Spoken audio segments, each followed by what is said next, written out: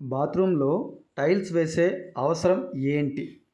మన ఇంట్లో ఎంతమంది ఉన్నా ఉదయం నిద్ర లేచినప్పటి నుంచి రాత్రి పడుకునే వరకు మనుషుల అవసరాలకు లేదా పరిశుభ్రతకు లేదా శరీరానికి ఉత్తేజాన్ని నింపడం కోసం ఎక్కువ సార్లు నీళ్ళ వాడకం చేస్తూ వాడేదే బాత్రూమ్. ఏ చిన్న కుటుంబంలో అయినా ప్రతిరోజు నీళ్ళ వాడకం లేదా నీళ్లు చల్లడం కామన్.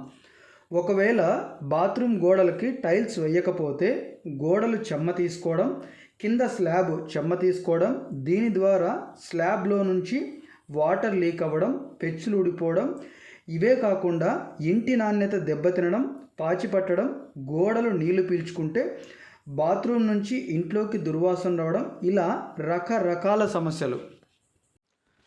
మన కుటుంబ మహిళలు ప్రతిసారి క్లీన్ చేసే అవసరం ఉండకుండా ఎప్పుడో ఒకసారి క్లీన్ చేయాలంటే టైల్స్ వేసుకుంటే ది బెస్ట్. మొదటగా చెప్పుకోవాల్సింది, గోడలు చెమ్మ తీసుకోవడం అంటే టైల్స్ లేకపోతే గ్రౌండ్ ఫ్లోర్లో కట్టే బాత్రూమ్ అయితే టైల్స్ లేకపోయినా బాగుంటుందని చెప్పలేం, కానీ కొన్ని సంవత్సరాలు అలాగే బాత్రూమ్ వాడచ్చు. ఎందుకంటే ఫ్లోర్ కింద ఫస్ట్ సెకండ్ ఫ్లోర్ లాగా స్లాబ్ ఉండదు. ఒకవేళ నీళ్లు కిందకి దిగినా మట్టిలోకి వెళ్తాయి కాబట్టి.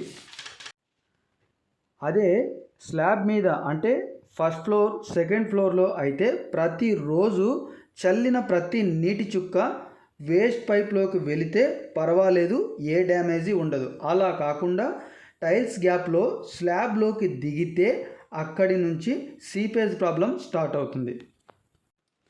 టైల్స్ డిజైను, క్వాలిటీ ఎంపిక చేసుకోవడం.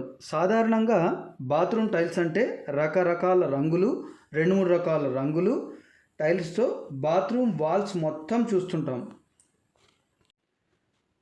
ఇలా ఎంపిక చేసుకోవడం వల్ల 3-4 రకాల డిజైన్స్ ఆ టైల్స్ వల్ల బాక్స్లో ఉన్న ప్రతి పీసు పూర్తిగా ఖచ్చితంగా వాడలేం కూడా. ఎంతో కొంత షాప్కి తిరిగి ఇవ్వకుండా మిగులుతున్నాయి. ఒకే డిజైన్ కానీ ప్లెయిన్ కలర్ కానీ అయితే ఆ బాత్రూంలో ఒకే రకం ఎంపిక చేయడం వల్ల కానీ టైల్స్ మిగలవు. ఒకవేళ మిగిలిన బాక్స్ ఓపెన్ చేయకపోతే దాన్ని మనం రిటర్న్ ఇవ్వచ్చు. ఒకవేళ డిజైన్లో ఏదైనా ఒక బాక్స్లో ఒక్క పీస్ వాడినా వెనక్కి ఇవ్వడం సాధ్యం కాదు. ఇక్కడ మీ ఆలోచన అభిరుచికి తగ్గట్టుగా టైల్స్ వేసుకోండి. బట్ డిజైన్ సంఖ్య పెరిగే కొద్దీ కొంత టైల్స్ మిగిలిపోవచ్చు.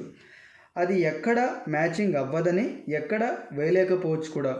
ఇంటి మొత్తానికి ఒకే రంగు ప్రతి గోడకి వేస్తున్నప్పుడు బాత్రూమ్ మొత్తానికి ఒకే కలర్ టైల్ వేయడం వలన కొంత వృధాని కూడా తగ్గించవచ్చు. యూనిక్గా కాకపోయినా కనీసం యూనిఫామ్గా ఉంటుంది. క్వాలిటీ విషయానికి వస్తే టైల్స్ సైజు ఎంత పెద్దదైతే అంత బాగుంటుంది. అలాగని ఖర్చుని పెంచుకోమని చెప్పడం లేదు. సెరామిక్, విట్రోఫైడ్ మెయిన్గా ఈ 2 రకాలు.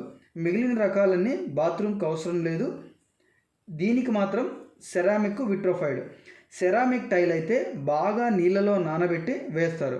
విట్రోఫైడ్ అయితే అసలు నీళ్ళనే పీల్చుకోవు. సెరామిక్ టైల్ పైన వేసే ఆ గ్లేజ్ అంటే ఆ ఓర్సిలిన్, ఆ కలరు నీళ్ళని పీల్చుకోకుండా అన్ని జాగ్రత్తలు తీసుకొని ఏ కంపెనీ టైల్ అయినా తయారయ్యే అమ్మకానికి సిద్ధంగా ఉంటుంది. ఏది వేసినా సరే టైలు ఆ లేయింగ్ సరిగా లేకపోతే ఊడిపోతాయి. గోడకు అతికించేటప్పుడు ఆ ఇన్స్టలేషన్ కరెక్ట్గా ఉంటూ ఎప్పుడో ఒకసారి టైల్ క్లీనర్తో క్లీన్ చేస్తే కొత్త టైల్స్ లాగా కనిపిస్తే క్వాలిటీ బాగా ఉన్నట్టు.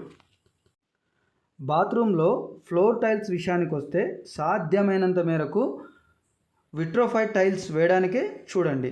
వాల్ టైల్స్, ఫ్లోర్ టైలు మ్యాచింగ్ కంటే కూడా విట్రోఫైడ్ టైల్స్ అయితే బాగా ఉంటాయి. విట్రోఫైడ్ అయితే జారి పడే సమస్య ఉండదు.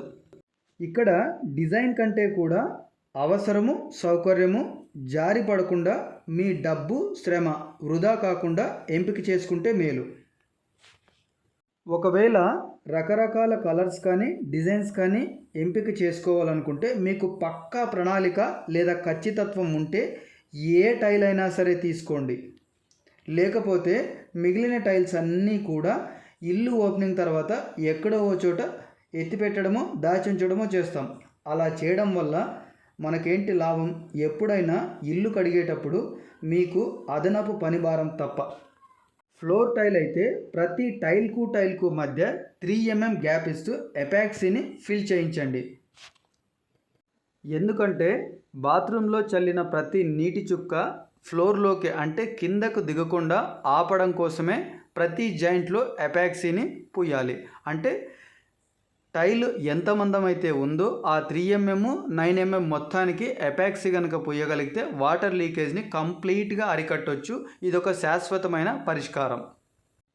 ఎవరో చూసి ఆకర్షించడము లేదా ఆశ్చర్యంగా చూడడము అప్రిషియేషన్ కన్నా ముఖ్యంగా మీకున్న అవసరము సౌకర్యం చూసుకుంటూ వీటికే ప్రాధాన్యత ఇస్తూ టైల్స్ వేసుకోండి.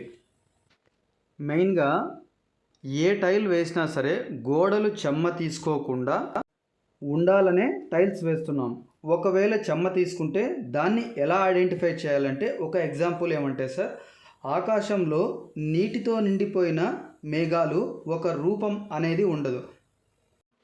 అలా నీటిని పీల్చుకున్న ప్రతి గోడలకి మేఘాల గుర్తులు గోడల మీద కనిపిస్తాయి.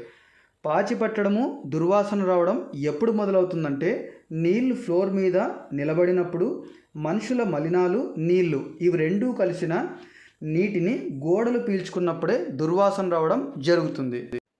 అదే కాకుండా చిన్నపిల్లల్లో, వయసైన పెద్దవాళ్ళల్లో సఫిషియంట్ వాటర్ బాత్రూంలో పోయకపోయినా చిన్నపాటి దుర్వాసన రావడం సహజం.